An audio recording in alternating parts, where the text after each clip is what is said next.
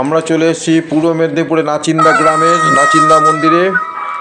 দীঘা যাওয়ার পথে বাম দিকে পড়বে আপনাদের নাচিন্দা স্টপেজ আছে। নাচিন্দা মন্দিরের ডান দিকে হচ্ছে পার্কিংয়ের ব্যবস্থা আছে, গাড়ি পার্কিং খুব সুন্দর ব্যবস্থা আছে।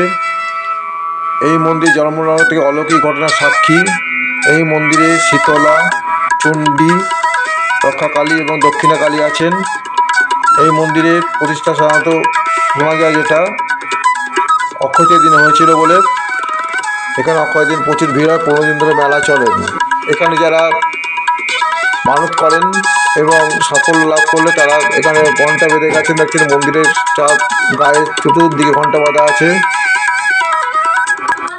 এখানকার ভিড় লেগেই থাকে সাধারণত প্রতি বছর প্রতিদিন। আর এখানে যে গাড়ি পুজো করেন তারা গাড়ি কেনেন, তারা গাড়ি পুজো করেন। যে মায়ের মূর্তি দেখা যাচ্ছে, 4 জন মায়ের মূর্তি পুজো হচ্ছে এখানে। এখানে দোকানে মূল্য তালিকা দেওয়া আছে, এখান থেকে কিনতে হবে আপনাদের গাড়ি যারা পুজো করবেন। এখানে রাধাকৃষ্ণ আর রাম সীতার মন্দির, এটা এখানে পুজো হচ্ছে। এই মন্দিরে খুব সুন্দরভাবে তৈরি করা হয়েছে এটা। মন্দিরের এইখান থেকে আপনাদের ডালা কিনতে হবে, স্লিপ কেটে যত টাকা পুজো দেবেন তত টাকা ডালা কিনবেন। এখানে লোক দেখে ভিড় করে আছে। এখানে আমরা পুজো দিলাম, আবার যাচ্ছে মন্দিরের দিকে। দূর থেকে মন্দিরকে দেখানো যাচ্ছে আপনাদের। এখানকার বিভিন্ন অলৌকিক ঘটনার সাক্ষী এই মন্দির। আপনাদের ডেসক্রিপশন বক্সে দিয়ে দেবো, আপনারা দেখে নেবেন।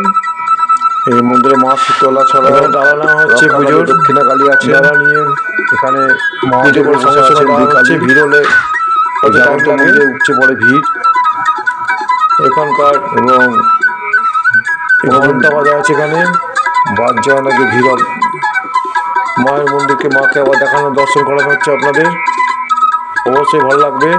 লাইক শেয়ার করবেন, সাবস্ক্রাইব করবেন যারা চ্যানেলটা এগিয়ে যায়। মায়ের আশীর্বাদে আপনাদের মঙ্গল হোক এই কামনা করি।